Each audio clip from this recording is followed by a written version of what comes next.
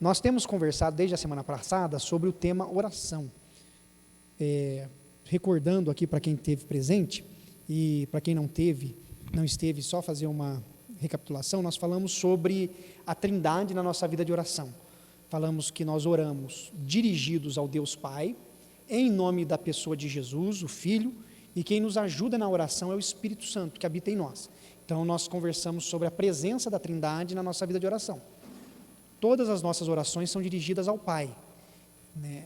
E a gente só pode orar ao Pai e ter a plena certeza que Ele nos ouve por causa do sacrifício do Filho, do sacrifício de Jesus na cruz do Calvário. E o Espírito de Deus, então, é aquele que habita em nós, que nos conduz, nos orienta, nos dirige, que intercede por nós, que nos ajuda na vida de oração. Vimos também que existem várias formas de orarmos, ou seja, vários tipos de oração. A palavra correta seria tipos, né? Nós podemos fazer orações de súplicas, que é pedirmos ao Senhor aquilo que desejamos e perseverarmos na oração, né, suplicando. Falamos da oração de confissão, que a gente ora pedindo perdão dos nossos pecados, confessando os nossos erros. Oração de gratidão, ações de graças, que foi um outro tipo de oração. E vimos também a oração de intercessão, que é pedirmos em favor dos outros, né? Na súplica colocamos as nossas necessidades, na intercessão colocamos a necessidade do outro, intercedemos por alguém que está próximo de nós. E eu queria dar continuidade ao nosso tema de oração, e eu queria que você abrisse a sua Bíblia no Evangelho de Lucas, capítulo 22, versículo 39. Nós vamos ler o 39, 40, 41 e 42, tá bom? Nós vamos ler esses 4 versos, Lucas 22, 39, 40, 41 e 42. Vai ser projetado também. Quem quiser ler para a gente, lê os 4 versículos de uma vez, por favor.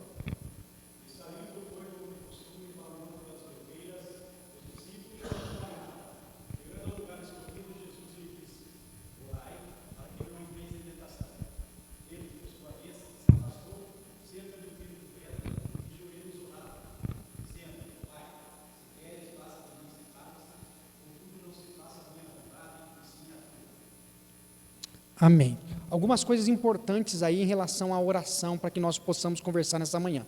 Existem vários tipos de oração, mas agora, o que eu queria que você focasse comigo nesse texto, que o Zólia acabou de ler para nós, é sobre a postura de Jesus diante da oração. Jesus, ele tinha o hábito de se retirar do meio das pessoas e procurar um lugar tranquilo para orar. Aqui no texto, ele foi orar onde? No Monte das Oliveiras, ele foi orar no monte.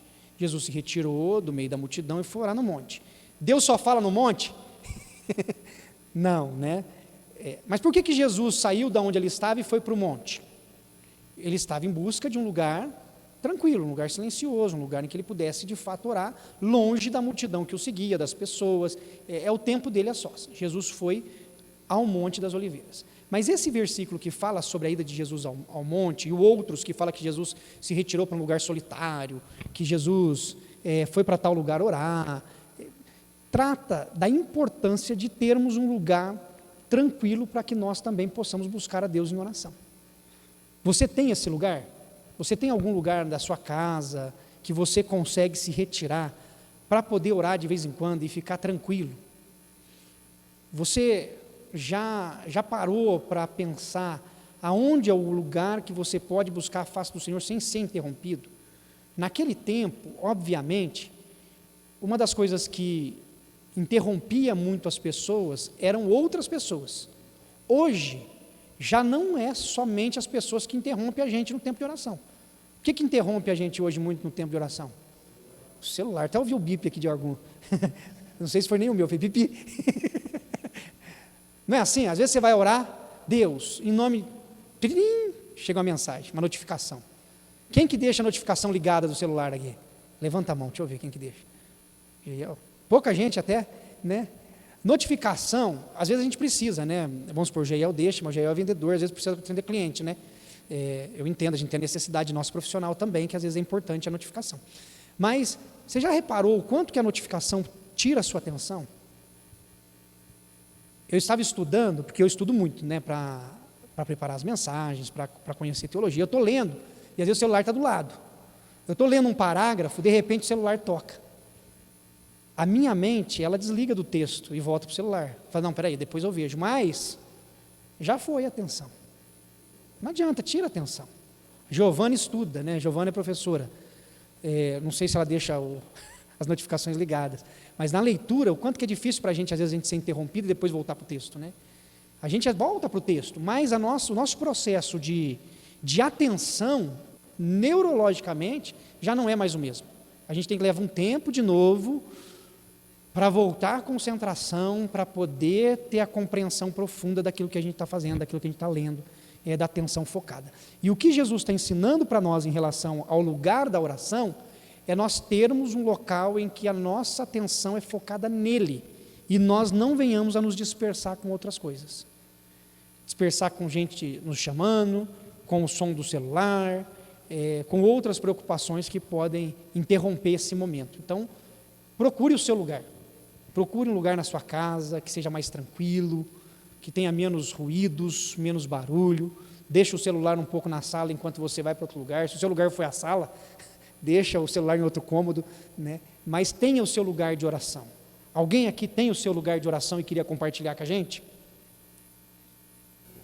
Entendi. Quartinho de passar roupa aí, ó.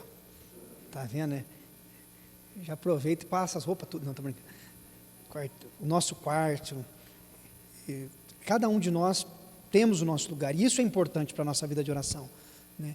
Tem um versículo da palavra de Deus em que Jesus diz: entra no teu quarto, fecha a tua porta e ora em secreto, e o teu pai que te vê em secreto te recompensará, né? Esse versículo não significa que o quarto seja o único lugar, mas ele está dizendo da necessidade de você ter o lugar onde você não é incomodado. Por que o quarto na Bíblia? Porque o quarto é um lugar de intimidade, é um lugar que não é qualquer pessoa que entra, certo? Quando você recebe uma visita, você leva ela para o teu quarto? Não, porque o quarto é um lugar de intimidade, é um lugar onde você fica guardado, é um lugar onde ninguém te procura de diferente. Lógico que os filhos vão, porque são de casa, mas a ideia do quarto é essa ideia do lugar íntimo, do lugar onde você tem a sua privacidade mantida. Então é você ter esse tempo de oração. Pode ser na sala. Lá em casa nós fizemos o cantinho de leitura, que é o cantinho também de oração, é o cantinho de oração e leitura. Quando a gente quer o nosso tempo assim mais de silêncio, introspecção, oração, nós vamos para aquele canto e a gente ora, busca Deus naquele lugar. Então, o que Jesus nos apresenta aqui é que precisamos ter o nosso lugar. Como que Jesus orava? Qual que era a posição de Jesus aqui no texto? De joelhos. O texto diz que Jesus estava de joelhos. Lógico que assim, é importante que nós tenhamos momentos de oração de joelhos também. A atitude de estar de joelhos significa que estamos reconhecendo a grandeza de Deus e a nossa pequenez. A ideia de orar de joelhos é que você está se curvando diante de Deus, reconhecendo a grandeza dele. É por isso que existe a oração em que o que pede, aquele que clama, se põe de joelhos. É uma maneira de nos humilharmos diante de Deus, né? Significa que toda oração precisa ser feita de joelhos? Não, né? Tinha um presbítero que falava assim: olha, pastor, passei a noite inteira de joelhos. Falei, ainda bem, né? Vai tirar o joelho para dormir, não tem jeito, né? E era exatamente isso que ele fazia, essa piada que ele fazia todo dia. Eu passei a noite de joelhos. Nós devemos orar de joelhos, mas também podemos orar em pé, podemos orar sentados, né? A posição, ela é importante sim, mas não significa que todas as orações precisam ser feitas de joelhos. Eu até brinco quando a gente faz reunião de oração aqui, principalmente quando é de manhã, que geralmente eu fazia algumas reuniões de oração que era 6:30 da manhã, né? Cedinho, nós estávamos orando. Aí eu falava para o pessoal assim: olha, vocês podem ficar sentado, pode ficar de joelhos, pode andar, pode ficar se locomovendo. Falei, só não pode deitar. Por que não pode deitar? Porque se deitar, dorme. Então, deitou, dormiu. Então, a melhor posição é a posição que for mais confortável, que você conseguir ter um tempo. E eu falo que deitada a gente dorme, mas, gente, eu vou confessar para vocês aqui, eu devia ter o quê? Uns 15 para 16 anos. Eu me converti com 14 anos, eu me converti e comecei a ler a Bíblia, a participar de reuniões de oração. Na igreja que eu frequentava lá em Assis, tinha muita vigília de madrugada, assim à noite, 10:30, 11 horas, meia-noite, e eu ia bastante, né?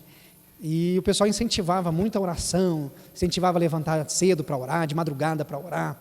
E eu comecei a falar assim, não, vou levantar de madrugada para orar. E eu levantava, colocava o despertador para tocar lá 3 horas da manhã, levantava 3 horas da manhã para orar. Menino de 14, 15, 16 anos, levantando 3 horas da manhã para orar. Aí o despertador tocava, eu levantava, dobrava o joelho na beira da cama para orar. Na hora que dava 4 horas da manhã, eu acordava, deu ajoelhado no chão. Então, assim, não precisava nem ser deitado, até ajoelhado, você, dependendo do horário, você dorme. Então, o que importa na oração é você ter a disposição, é você de fato estar focado em Deus. Então, que vale a intenção.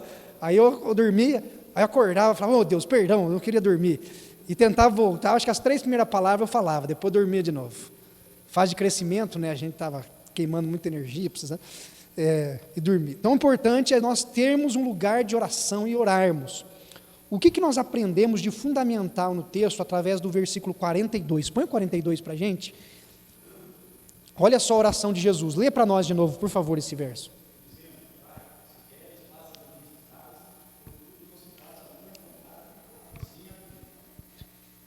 Olha só a oração que Jesus faz ao Pai. Senhor, não se faça a minha vontade, e sim a tua. O que Jesus está nos ensinando na vida de oração é que, apesar dos nossos desejos, das nossas vontades, das nossas necessidades, o que nós precisamos pedir em oração é que Deus cumpra a vontade dele e não a nossa. Podemos apresentar a nossa vontade, o nosso desejo? Podemos. Jesus, na oração, disse, Pai, se queres, passa de mim esse cálice. A vontade de Jesus é que esse cálice passe. O cálice do sofrimento, daquilo tudo que ele haveria de passar posteriormente até a sua morte. Olha, passa de mim, mas, contudo, seja feita a tua vontade e não a minha. Na vida de oração, nós precisamos aprender que é sempre a vontade de Deus que vai se cumprir sobre a nossa vida, a gente tem que estar aberto para ela. Colocar as nossas lutas, nossas dificuldades, mas entender que Deus vai cumprir sempre o querer dele. A oração nos leva a sermos mais abertos naquilo que Deus tem para a nossa vida. É a gente entender os propósitos de Deus e aceitar aquilo que Deus permite ou não permite acontecer durante a nossa caminhada na vida de oração. Por isso que nós devemos orar cada vez mais. Então encontre o seu lugar, pode ser na sua casa, pode ser no jardim da sua casa, pode ser em algum lugar perto da sua casa, que tem gente que gosta de orar andando, né? Vai sair dar uma volta, uma caminhada e vai orar, não tem problema, pode. O que é importante é orar. Então, desenvolva a vida de oração, arrume um lugarzinho, desliga a notificação do celular, pode ser 5 minutos, 8 minutos, 10 minutos, aí vai do seu tempo com Deus, mas que seja um tempo de qualidade. A gente já ouviu muito isso, né? Às vezes o que importa não é tanta quantidade, mas é a qualidade. É aquele tempo focado, atento mesmo, aquele tempo que você dedica sem distrações, né? Busque a Deus. Olha a resposta à oração, Mateus 21, 22. Agora nós vamos falar sobre respostas à oração.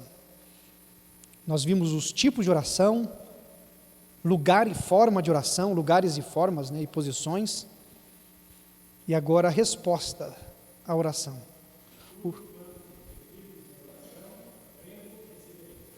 Olha só, o que é necessário para recebermos o que pedimos em oração?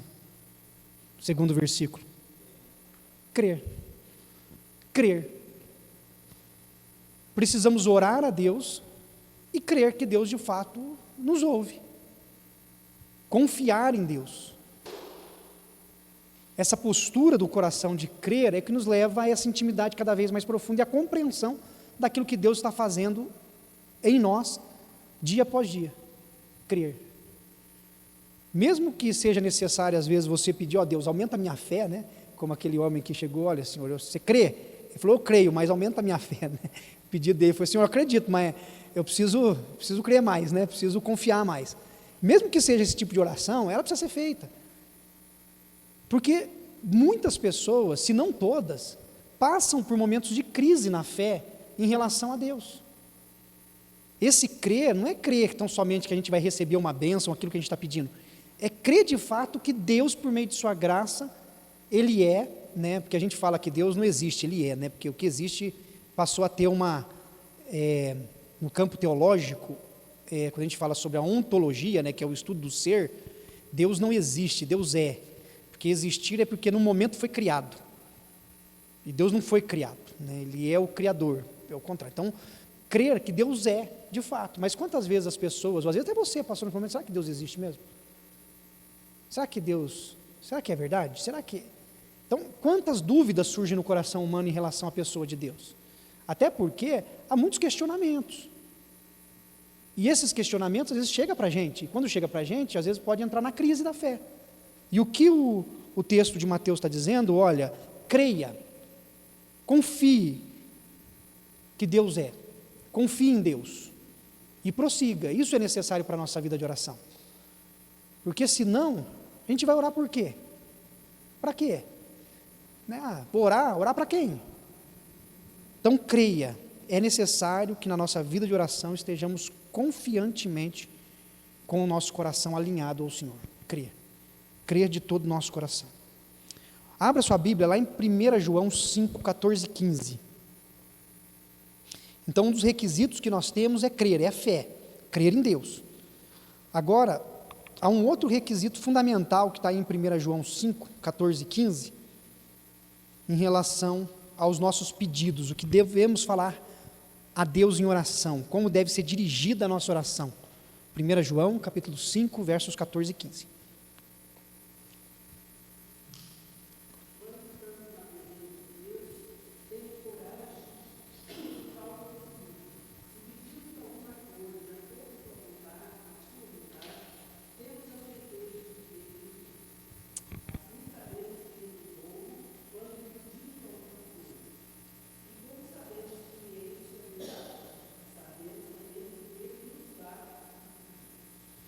Amém. Oi? Não, mas não tem problema, pode ser essa mesmo.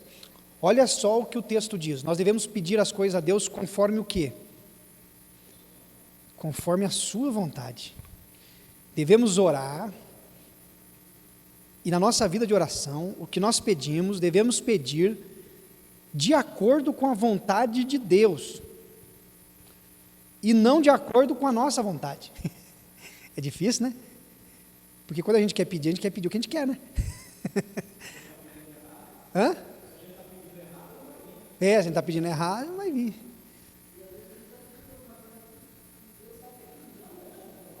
Verdade. É isso aí, Darcy. Deus protege a gente da gente mesmo.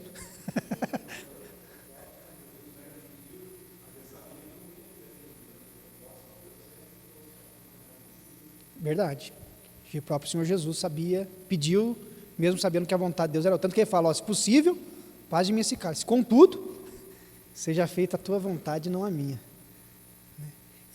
Eu acho muito bonito, muito bonitas as palavras, a expressão, porque ela mostra, por um lado, o sentimento do coração humano, as lutas pelas quais nós passamos e o que nós desejamos, mas mostra também, ao mesmo tempo, a confiança em Deus e a aceitação daquilo que Deus quer para a nossa vida, na expressão de Jesus, porque Jesus é totalmente humano e totalmente divino, né? Então, quando nós vemos ele na encarnação, e a atitude de Jesus, a vida de Jesus, mostra todo o lado humano de Jesus, a humanidade de Jesus. E Jesus, enquanto ser humano, ele mostra aquilo que está também presente na nossa humanidade. E Jesus revela isso. Então, ele não deixa de mostrar as suas inquietações e ansiedades, né? Mas, ao mesmo tempo, ele fala, mas Pai, é a tua vontade. E, às vezes, é difícil isso para nós, né? Porque a gente quer tanto alguma coisa que aquilo toma conta do nosso coração. É aí que se cria os ídolos do coração. Tudo que nós desejamos ansiosamente, que a gente acha que aquilo vai satisfazer o nosso ego, os nossos desejos, se torna ídolo para nós. Porque parece que a gente não vai viver sem aquilo. É um ídolo do coração, né? E a gente vai buscando aquilo. E às vezes não é aquilo que Deus tem para nós. E pedir as coisas segundo a vontade de Deus é o que nós devemos fazer todos os dias, né? Pedir para que Deus cumpra em nós a sua vontade e que nós possamos compreender. Então, pedir sempre de acordo com a vontade de Deus.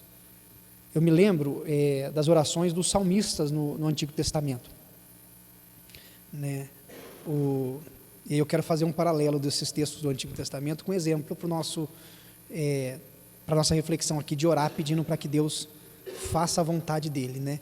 Tem alguns textos no Antigo Testamento que a gente chama de salmos de impregnação, né? Eu já dei aula sobre eles aqui na escola dominical. O que são os salmos de impregnação? É salmos em que o salmista pede para Deus fazer o mal para o outro, né? Deus, quebra os dentes do meu inimigo. Senhor, que meus inimigos vejam que o Senhor é Deus e que eles possam tudo quebrar a cara. Dizima todo mundo, mata todos, né? Olha o coração humano, né? Sangue nos olhos, né? Agora imagine assim, ó, nós seres humanos, você já não teve o desejo de que Deus retribuísse o outro segundo a sua vontade? Tipo assim, ô Deus, olha, fulano fez isso comigo. Ah, Deus, pesa a mão. Né? Essa é a expressão mais usada hoje, né? Pesa a mão. Senhor eterno, vai lá, que a pessoa possa pagar pelo que ela fez. Esta é uma reflexão do coração humano.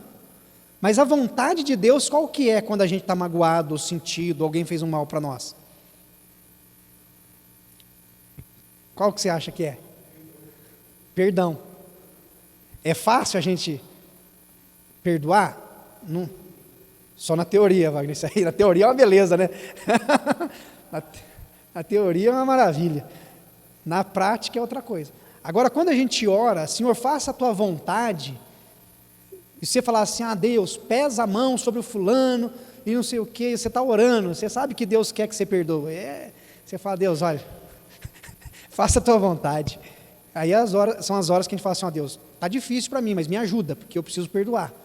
Faça a tua vontade, o Senhor quer que eu perdoe e me ajude a perdoar, né? É a oração vai se desenvolvendo, né? Mas não é fácil mesmo a gente fazer a vontade de Deus, a não ser que o Espírito de Deus nos fortaleça para fazê-la. Então nós precisamos aprender a pedir para que Deus nos ajude a submeter a sua vontade, e é esse tipo de oração que a gente precisa fazer, orar segundo a vontade de Deus, orar para que Deus cumpra sempre o seu querer. 2 Coríntios capítulo 12, do verso 7 até o versículo 10. 2 Coríntios 12. Olha uma outra oração que é posta aí em 2 Coríntios 12, mostrando uma oração que o apóstolo Paulo estava fazendo. Vai ser do 7 até o 10. Alguém lê para nós esses 3 versículos? Vai ser o melhor 4, né?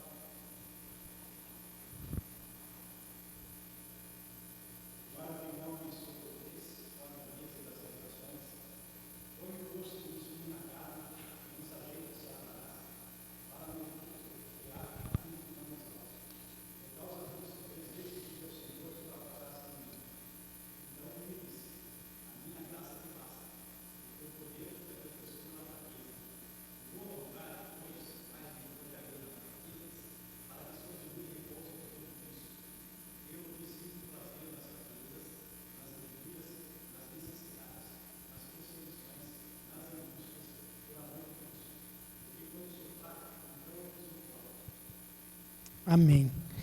Qual que foi o pedido do apóstolo Paulo nesses versos aí? O que Paulo pediu a Deus? Que tirasse dele aquele espinho. Não há, essa é uma maneira metafórica, né, a qual Paulo fala a respeito da sua luta, não há uma conclusão sobre o que seria esse espinho do apóstolo Paulo, qual era o problema que ele tinha, o sofrimento pelo qual ele estava passando. Se era uma questão física, se era uma questão de relacionamento, não há uma forma de identificar de maneira clara qual que era o espinho na carne do apóstolo Paulo.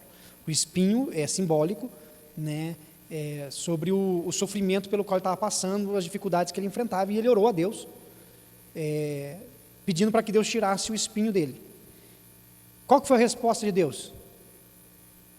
Deus disse, beleza, vou tirar o espinho da tua carne? A minha graça te basta. Deus falou assim, fica tranquilo com o espinho aí. Esse espinho vai te incomodar, mas a resposta foi não. Minha graça te basta. Tipo assim, o espinho vai continuar aí. Mas Deus, tira o espinho. Não, minha graça te basta. Deus, tira o espinho, porque ele orou 3 vezes, né? Tira o espinho. Não, esse aí eu não vou tirar, não. Esse aí vai ficar. Ele pediu 3 vezes ao Senhor, mas o Senhor disse que ele permaneceria com o espinho. Qual que foi a reação de Paulo diante disso? Pela leitura do texto, o que você entende que Paulo fez?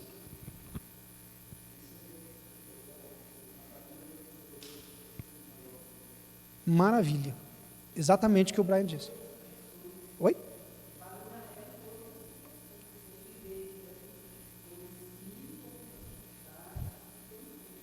Exatamente. O apóstolo Paulo aceitou a decisão. Ele aceitou aquilo que Deus havia dito. Ele falou, olha, tudo bem. Ele pediu, ele insistiu, mas quando ele se deu conta que de fato aquele espinho permaneceria, porque essa era a decisão divina, essa era a vontade de Deus, ele aceitou.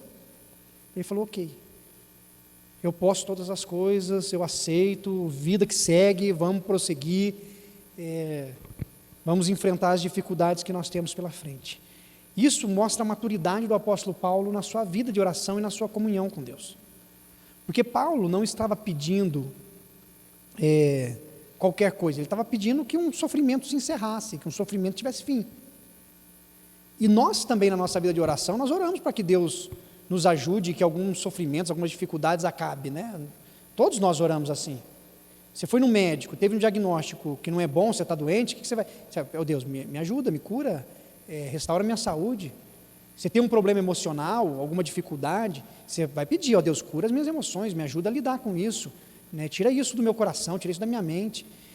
Você vai ter um problema de relacionamento, você vai pedir, ó Deus, cura, restaura o relacionamento, eu preciso que as coisas se encaixem, eu preciso que dê certo, né? Você precisa de um trabalho, você vai pedir. Nós vamos fazer os nossos pedidos, e nós vamos pedir para que aquilo que não está legal, aquilo que está incomodando a gente, seja retirado, faz parte das nossas necessidades. Mas o que o texto está mostrando é que nem sempre, tudo que nos incomoda, tudo que não está legal vai ser retirado, curado ou restaurado. Em alguns momentos sim, mas em outros momentos não. Tem momentos que a gente pede, e pela misericórdia de Deus, Deus faz segundo aquilo que a gente também deseja. Às vezes a vontade de Deus está semelhante à nossa, né? Às vezes o que a gente quer, Deus quer também. Mas tem dia que a gente quer alguma coisa que Deus não quer. Aí que complica para a gente, né? Porque a vontade de Deus, ela é soberana, ela é sempre o que vai ser realizado. Só que Paulo, aqui na sua oração, ele reconheceu e ele aceitou. Ele falou, não, então tá bom, eu vou prosseguir a minha vida de acordo com a vontade do Senhor. E Deus falou para ele que é na fraqueza dele que Deus o faz forte. Nas suas fragilidades, eu o faço forte. Essas palavras são muito profundas, porque todos nós temos pontos fortes e pontos fracos, certo? Todos nós. Se a gente fosse numa empresa aqui, ia fazer análise SWOT, né? Força, fraqueza, ameaças e oportunidades. Mas, tirando o lado empresarial aqui, dos nossos estudos, todos nós temos forças e fraquezas, todos nós. Fazemos algumas coisas muito bem e fazemos outras com muita dificuldade. Quando nós trabalhamos com o nosso lado forte, nós queremos nos aperfeiçoar porque temos habilidades, porque temos talentos, temos condições. O nosso lado fraco, às vezes nós tentamos evitar, porque a gente sempre cai no nosso limite, que é muito curto. Só que o que Deus está dizendo é que é na fraqueza do apóstolo Paulo que ele o faz forte. Por que Deus fala isso? Deus fala isso porque quando nós temos uma fragilidade, mas conseguimos agir de maneira acima do esperado, mesmo na nossa fragilidade, isso significa que não foi na nossa força humana. É sobre isso que Deus está falando com o apóstolo Paulo. Porque se você pega, por exemplo, uma pessoa que naturalmente ela é boa de oratória, por exemplo, ela é boa, sempre foi boa de oratória, e ela se converte, e ela usa esse talento que ela sempre teve de oratória, para convencer, para se expressar, é muito bom ouvir, mas é uma capacidade que ele já tinha humana, às vezes são técnicas. Agora, se você pega uma pessoa que nunca teve facilidade com oratória, difícil de falar, e quando ela se comunica, você experimenta algo divino através da fala dela, é o poder de Deus operando, ou seja, é na fraqueza que Deus manifesta. Dá para entender? É Deus agindo na fraqueza. Porque quando você pega uma pessoa que já é boa naquilo, ela faz na capacidade humana, na qualidade dela, ela usa ferramentas, ela usa técnicas. Mas quando você vê alguém frágil, que quando faz algo, você fala assim, nossa, eu experimentei do mover de Deus naquilo, é Deus operando no meio da fraqueza. E isso é muito profundo na vida nossa com Deus. É Deus agindo na nossa fraqueza. É você chegando à conclusão do seguinte, olha, eu fiz, não foi na minha força, eu não daria conta de fazer isso. Mas foi Deus quem fez, foi Deus quem operou. Porque tem coisas que a gente faz, a gente fala assim, nossa, eu sou bom mesmo, né? Nossa, dei conta. E você sabia que você daria conta, porque você tem condições para isso. Mas como é diferente a nossa experiência, a nossa sensação, quando a gente chega ao final de alguma coisa, a gente fala assim, olha, se não fosse Deus, eu não teria feito. Se não fosse Deus, eu não teria saído de onde eu saí. Se não fosse Deus, as coisas não teriam mudado. É isso que Deus está falando para o apóstolo Paulo. A minha força se manifesta na sua fraqueza. É a gente olhar e falar, olha, não foi eu, foi Deus. Foi Deus. Quebra todo o nosso orgulho, né? Se você já teve alguma experiência assim, você com certeza sabe como isso no seu dia a dia, na prática, funciona. É a mão de Deus mesmo, operando por meio de nós, né? É Deus dirigindo, sustentando, amparando e renovando as nossas forças. Eu tenho um amigo que ele é evangelista, a gente chama de evangelista. Evangelista é o termo que a gente dá para uma pessoa que trabalha como um pastor, mas não tem a formação pastoral, não tem a formação acadêmica e nem a imposição de mãos do presbitério para a ordenação. Então, ele trabalha como um pastor, mas ele não tem o título de pastor, e ele é um evangelista.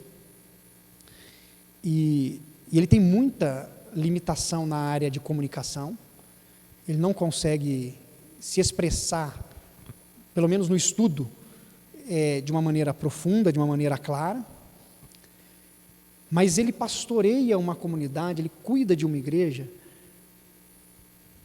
com o coração voltado para o grupo que ele atende, e é incrível o quanto as pessoas se aproximam dele para ouvi-lo, para ouvir os seus conselhos, para ouvir a sua orientação, para ouvir aquilo que ele tem para dizer, e as pessoas seguem as suas orientações, os seus conselhos, porque vê que de fato os seus conselhos e as suas orientações vêm de Deus. Se você analisar pela régua humana, você vai encontrar limites em várias áreas, mas daquele homem você vê exalando muitas coisas que é da graça de Deus, que transforma corações, que impacta vidas, porque é Deus agindo no meio da fraqueza. E às vezes você vê grandes pregadores que são excelentes de oratória, que se comunicam muito bem, mas que não conseguem às vezes alcançar o coração do outro, porque o evangelho precisa alcançar não é só a mente, é o coração, e isso é a graça de Deus que faz, né? É o mover de Deus. Então é Deus agindo na nossa fraqueza. Qual que é a tua fraqueza? Onde estão as nossas fraquezas? Aonde está o espinho na nossa carne? Que nós pediríamos, Deus, tira esse espinho. É verdade. Faz toda a diferença. Estar em comunhão com Deus faz toda a diferença do que falar de Deus. Eu vou contar 2 histórias. E já estou chegando perto do encerramento da nossa aula. Tem um pastor que eu ouvi, o nome dele é Jorge Barros. Ele é um pastor português, ele veio para um congresso que foi realizado em Belo Horizonte, na 8ª IPB lá, do pastor Jeremias Pereira. O Jorge Barros, ele deu um estudo muito legal, muito profundo, muito interessante inclusive, e o Jorge Barros, ele sempre batia nessa tecla, né? Ele falava que é diferente a nossa vida quando nós estamos de fato em comunhão com Deus, através da vida de oração. Ele fala que a maneira como nós vivemos, como nós reagimos, como nós nos comportamos é muito diferente quando temos vida de oração, e inclusive isso exala através da nossa caminhada, que foi o texto que o Brian leu a respeito da vida dos 2 personagens bíblicos, que quando estamos em comunhão com Deus, a maneira como as pessoas nos veem também é diferente. E isso é muito importante para nós. né, que não tem como mascarar, como fingir uma comunhão com Deus, não tem como. Ou a gente tem comunhão com Deus e isso se manifesta através da nossa vida, ou nós não temos comunhão com Deus e isso faz muita diferença, né? Não adianta a gente querer copiar as outras pessoas. Se Deus se manifesta através de nós, isso é visível quando falamos, quando pregamos, quando nos comunicamos, quando vivemos com as pessoas ao nosso lado. E aí tem uma segunda história que entra na questão da tentativa de copiar. E nós temos um pastor da IPI que é muito conhecido, foi pastor da Giovanna e do Paulo Chiota, que é o Messias Anacleto Rosa, né, lá em Londrina, no Paraná. E o pastor Messias, ele é um pregador muito calmo, para quem conhece ele tem o estilo dele de pregar, profundo, vai falando devagarzinho, dando exemplos, e ele, 3 divisões o sermão sempre, né? Quando ele não faz com 3, ele fala, hoje eu não vou ser presbiteriano, vou falar em 4, e ele vai falando, tranquilo. E o pessoal do seminário de Londrina, que foi onde eu estudei, sempre ia na primeira IPI de Londrina, né?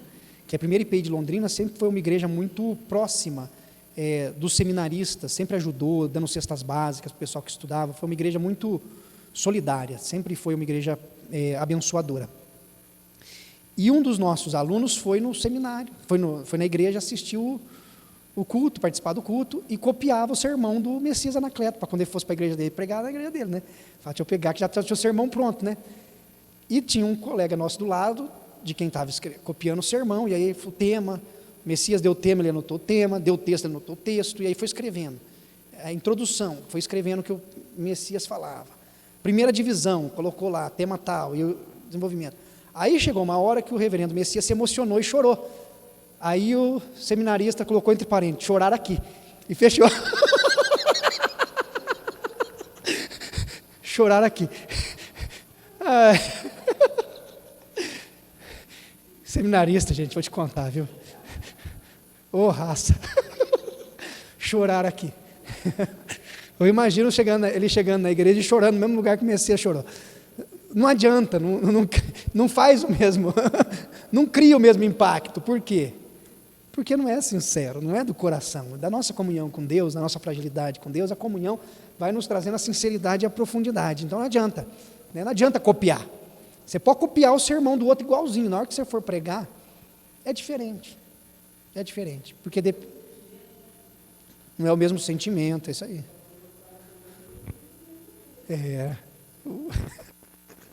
Chorar aqui, eu vou te contar, viu? Ai, ai. Bom, por fim, Salmo 66, 18 a 20. Que promessa esse salmo aí faz aos que oram com o coração puro?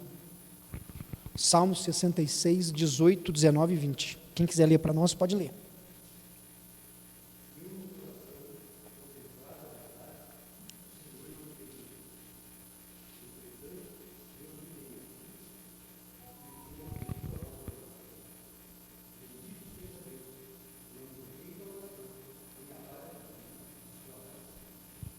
Amém. Olha só a promessa maravilhosa que nós temos nesse salmo. Deus não rejeita a oração que é feita de um coração quebrantado e sincero. Deus não rejeita. Todas as vezes que nós entramos no nosso quarto, que nós sentamos no nosso sofá, que nós saímos para andar e buscamos a Deus por meio da oração, de maneira sincera, genuína, Deus, pela sua graça, inclina os seus ouvidos e ouve a nossa oração. Ele não rejeita a nossa oração. Deus escuta o nosso clamor. Pode ser uma oração de súplica, pode ser uma oração de perdão, de pedido de perdão, de confissão, pode ser uma oração de ações de graças, pode ser uma intercessão em favor de alguém, pode ser qualquer tipo de oração. Deus não rejeita a nossa oração. Mesmo sabendo das nossas fraquezas, Deus opera no meio delas. Então, esses versos que nós vimos hoje, são versículos que nos motivam a desenvolver uma vida profunda de oração. E eu queria encerrar o tema da oração hoje, que a gente falou desde a semana passada, mais uma vez desafiando você a não negligenciar o tempo de oração. Que nós possamos resgatar sempre isso na nossa vida espiritual. Orarmos mesmo. Não importa o tempo, mas que nós tenhamos tempo de oração. Que nós tentemos fazer isso diariamente. Se você não fizer num dia, faça no outro. O ideal é que nós façamos todos os dias, porque é comunhão, né? Você não fica sem conversar com uma pessoa que você ama e próxima por muitos dias, né? Pessoas que você convive. Você pode até ficar se ela mora longe, né? Ah, eu gosto da minha mãe, mas ela mora longe, não dá para falar todo dia. Ok, aí, mas Deus, que é onipresente, Ele está presente todos os dias. Então, aonde quer que estejamos. Então, nós devemos, de fato, buscar essa vida de oração. Amém? Amém. Excelente. Vamos orar? Feche seus olhos. Deus, muito obrigado, Pai, mais uma vez por esta manhã.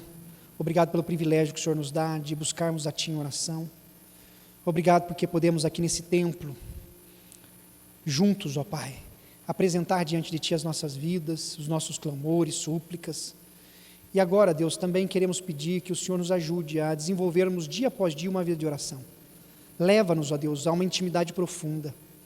Que os irmãos e as irmãs aqui presentes, ó Pai, possam dedicar tempo de oração perante o Senhor, ó Deus.